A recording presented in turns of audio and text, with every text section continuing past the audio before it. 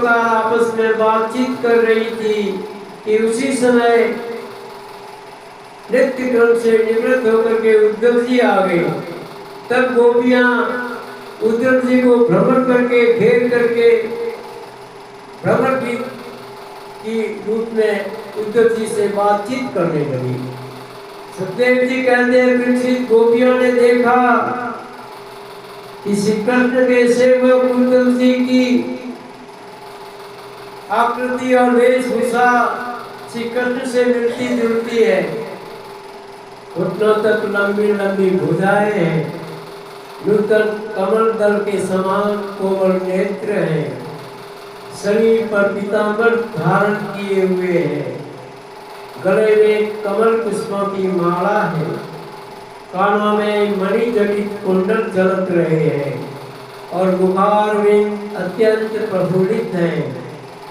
पवित्र मुस्कान वाली गोपियों ने आपस में कहा, यह देखने में तो पुरुष बहुत सुंदर है, परंतु ये है कौन? ये कहाँ से आया है? ये किसका दूत है? इसने श्री कृष्ण जैसी वेशभूषा क्यों धारण की है? सब की सब गोपियां उनका परिचय प्राप्त करने के लिए अत्यंत उत्सुक हो गई और उनमें से बहुत सी पवित्र कीर्ति भगवान श्री कृष्ण के चरण कमलों की आशीष तथा उनकी सेवक सखा उद्धव जी को चारों ओर से घेर कर खड़ी हो गई। जब उन्हें मालूम हुआ कि ये तो रमा रमन भगवान श्री कृष्ण का संदेश लेकर आए हैं, तब उन्होंने विनय सुनकर सरल हास्य चितवन और मधुर वाणी आदि से उद्धव जी का अत्यंत सत्कार किया तथा एकांत में आसन पर बैठकर ये उनसे इस प्रकार कहने लगी, उद्धव जी, हम जानती हैं कि आप यदुनाथ के पार्षद हैं, उन्हीं के संदेश देकर ही आप पधारे हैं। आपके स्वामी ने अपने माता पिता को सुख देने के लिए आपको यहाँ भेजा है, अन्यथा हम तो अब इस नंदगांव में गायों के रहने की जगह में उनको स्मरण करने योग्य कोई भी वस्तु दिखाई नहीं पड़ती। माता पिता आदि सगे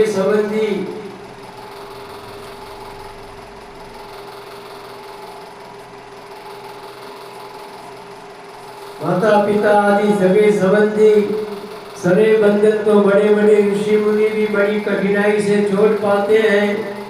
दूसरों के साथ जो प्रेम संबंध का स्वांग किया जाता है वह तो किसी न किसी स्वार्थ के लिए करने की बात है। वनों के पुष्पों से और पुरुषों की से ऐसा ही स्वार्थ होता है।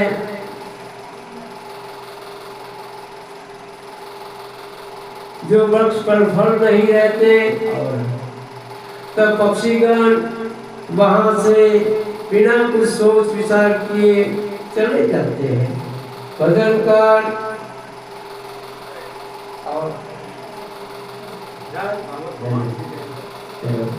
और चले जाते हैं। अतिथि लोग ही गृहस्थ की ओर कब देखते हैं। वन में आग लगी थी, पशु बाग खड़े हुए। इस प्रकार से हमारे हृदय में भगवान श्री कृष्ण के प्रति कितनी उत्कंठा है उद्धव जी। हम रात दिन कृष्ण कृष्ण करती है। हम भगवान के लिए फूट फूट कर रात दिन गान गाती है, रोती है। तो एक गोपी उस समय स्मरण हो रहा था भगवान श्री कृष्ण के मिलन की लीला का। उसी समय उसने देखा कि पास ही एक घोड़ा गुनगुना रहा है। तो गोपी उस घोड़े को क्या कहती है, उसने ऐसा समझा मानो मुझे टूटी हुई समझकर श्री कृष्ण बनाने के लिए कोई दूत भेजा हो। तो गोपी घोड़े से इस प्रकार कहने लगी। गोपी ने कहा, अरे मधु, तू कपटी का सखा है रे, इसलिए तू भी कपट कर रहा है। तू हमारे पैरों को मत छू, झुके प्रणाम करके हमसे अनुनय विनय मत कर।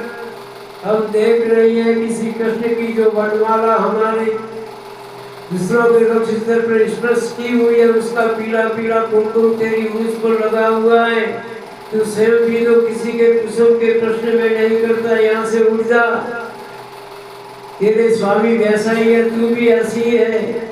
अनेक प्रकार से कहने लगी। फिर दूसरी गोपी बोली, जैसा तू काला है वैसे तेरा स्वामी भी काला है, तू भी पुष्पों का रस लेकर उठ जा, वैसे ही निकल जा।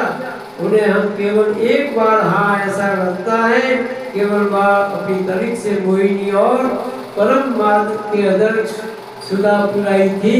और फिर हम भोली भाली गोपियों को छोड़कर वे यहाँ से चले गए। पता नहीं सुकुमारी लक्ष्मी और कनक सेवा कैसे करती होगी, वो कितना निष्ठुर है। और वे हमारे लिए छटपटा रहे, ऐसा तू क्यों कहता है? उनकी कपट भरी मनोहर मुस्कान और बाहें के इशारे से जो बस में न हो जाए उनके पास दौड़ी आवे। इस प्रकार से उद्धव जी को गोपियां घेर करके नाना प्रकार की उड़ाना देंगी। फिर दूसरी गोपी ने कहा, अच्छा तो अब जाने दे, परंतु यदि तू यह कि जब ऐसा है तब तुम लोग उनकी सरसा क्यों करती हो, तो भ्रमण हम सच है। एक बार जिसे उसका संस्कार लग जाता है वह उसे छोड़ नहीं सकता। यही दशा हमारी है, उनकी सरसा हम छोड़ नहीं सकते। श्री कृष्ण की लीला रूप कर्णामृत के एक कण का भी जो रसास्वादन कर लेता है, उनके राग द्वेष सुख दुख आदि सारे दुख सूख जाते हैं। यहाँ तक कि बहुत से लोग तो अपनी दुखमय दुख से सनी हुई घर गृहस्थी छोड़कर अकिंचन हो जाते हैं, अपने पास कुछ भी संग्रह परिग्रह नहीं रखते हैं और पक्षियों की तरह सुन सुनकर भीख मांगकर अपना पेट भरते हैं। दिन दुनिया दुखियों से जाते रहते हैं, दुनिया से जाते रहते हैं, फिर भी श्री कृष्ण लीला कथा छोड़ नहीं पाते। वास्तव में उसका रस, उसका संस्कार ऐसा ही होता है कि सब कुछ चला जाए पर भगवान कृष्ण के चरणों का प्रेम नहीं जाता है, वो इस प्रकार से रहती है।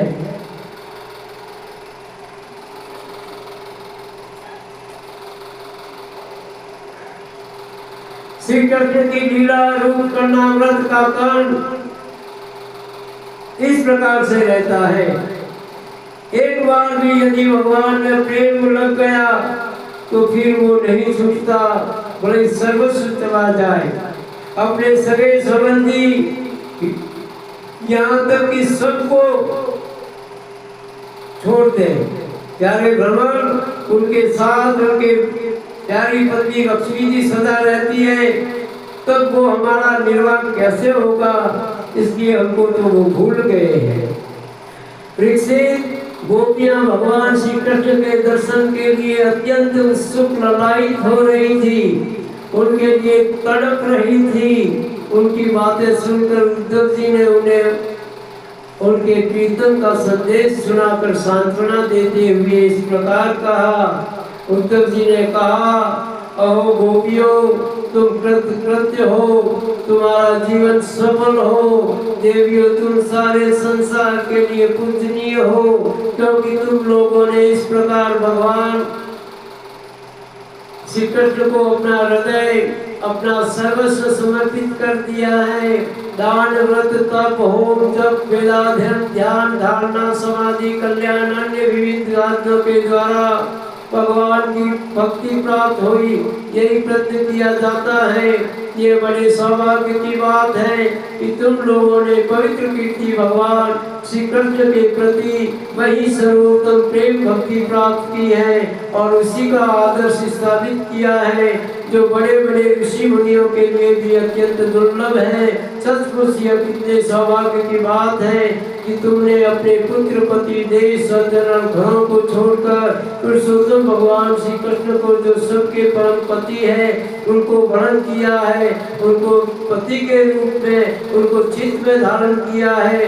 महाभाग्यवती गोपियों, भगवान श्री कृष्ण के वियोग से तुमने इन इंद्रियातीत परमात्मा के प्रति वह भाव प्राप्त कर लिया है, जो सभी वस्तुओं के रूप में उनके दर्शन कराता है। तुम लोगों का यह भाव मेरे सामने भी प्रकट हुआ है। ये मेरे ऊपर तुम देवियों की बड़ी ही दया है। मैं अपने स्वामी का गुप्त काम करने वाला दूत हूँ। तुम्हारे प्रीतम भगवान श्री कृष्ण ने तुम लोगों को परम सुख देने के लिए यह प्रिय संदेश भेजा है। हे कल्याणी, वही लेकर मैं तुम लोगों के पास आया हूँ, अब उसे सुनो। भगवान श्री कृष्ण ने कहा, मैं सबका उपादान कारण होने से सबका आत्मा हूँ, सब में अनुभूत हूँ, इसलिए मुझसे कभी भी तुम्हारा वियोग नहीं हो सकता। जैसे संसार के सभी भौतिक पदार्थ में आकाश, वायु, अग्नि, जल और पृथ्वी है, ऐसे 5 भूत ज्ञात हैं। इन्हीं से सब वस्तुएं बनी हैं और यही उन वस्तुओं के रूप में है। जैसे मैं मन, प्राण, पंचभूत, इंद्री और उनके विषयों का आश्रय हूँ, वे मुझमें हैं, मैं उनमें हूँ और सच पूछो तो मैं ही उनके रूप में प्रकट हो रहा हूँ। मैं ही अपनी माया के द्वारा भूत, इंद्री और उनके विषयों के रूप में होकर उनका आश्रय बन जाता हूँ तथा स्वयं निमित्त भी बनकर अपने आप को रचता हूँ, पालता हूँ, समेट लेता हूँ। आत्मा माया और माया के कार्यों से पृथक है। बस विशुद्ध ज्ञान स्वरूप जड़ प्रकृति अनेक जीव तथा अपने ही अवान्तर भेदों से रहित सर्वथा शुद्ध है। कोई भी गुण उनका स्पर्श नहीं कर पाते। माया की 3 वृत्तियां हैं, सुषुप्ति, स्वप्न और जागृत। इनके द्वारा वही अखंड अनंत बोध स्वरूप है। आत्मा कभी प्राज्ञ तो कभी तेजस तो कभी विश्व रूप से प्रतीत होती है।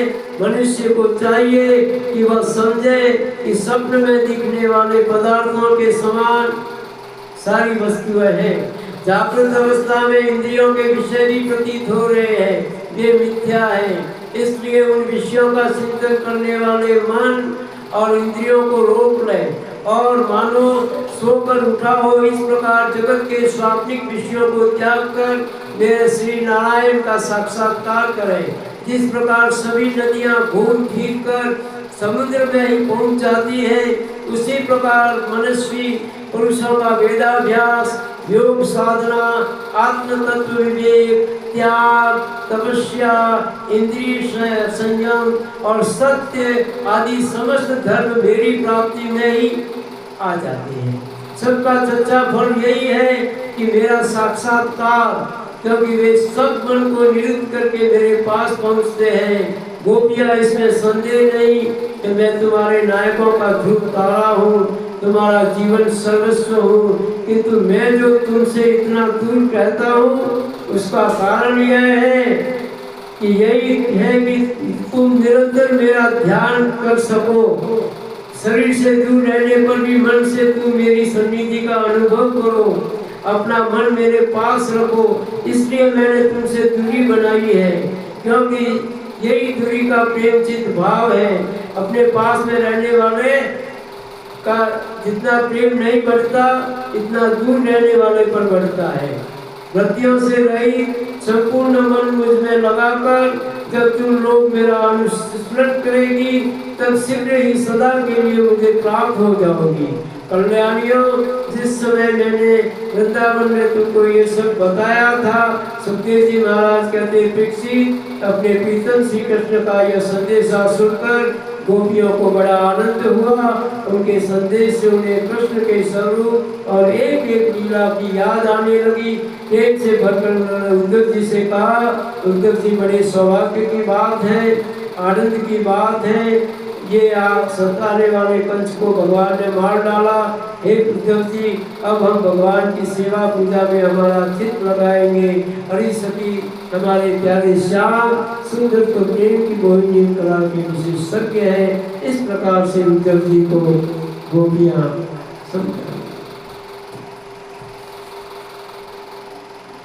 बोल श्याम हरि रामचंद्र।